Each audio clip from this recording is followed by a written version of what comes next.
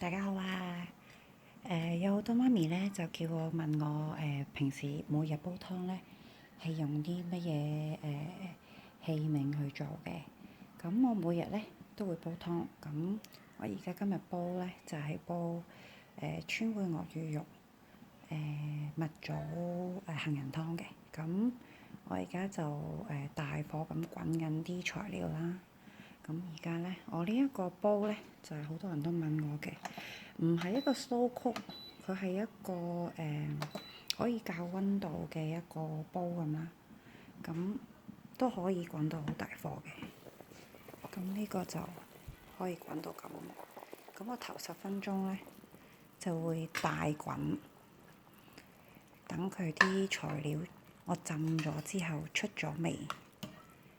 咁咧就大滾佢10分鐘。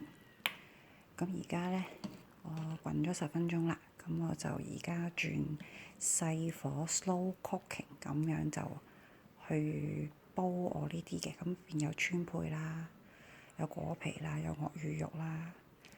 因為呢輪呢期咁樣，我就想啲細路仔補好個肺。咁啲鱷魚肉都幾韌，同埋嗰啲川貝啊。我加咗蜜棗，都加咗無花果咁樣。無花果係消炎嘅，喉嚨對咳都好嘅。同埋落咗啲百合，啲百合係毒。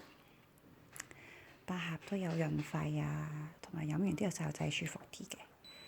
咁而家佢係啦，呢個我就可以校翻佢就 slow cook。咁我就由得佢噶啦。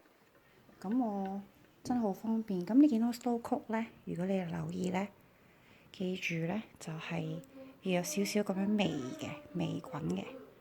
咁我而家因為攪咗佢就凍咗啦。如果唔係，其實就應該 suppose 有啲卜卜卜微滾咁樣嘅。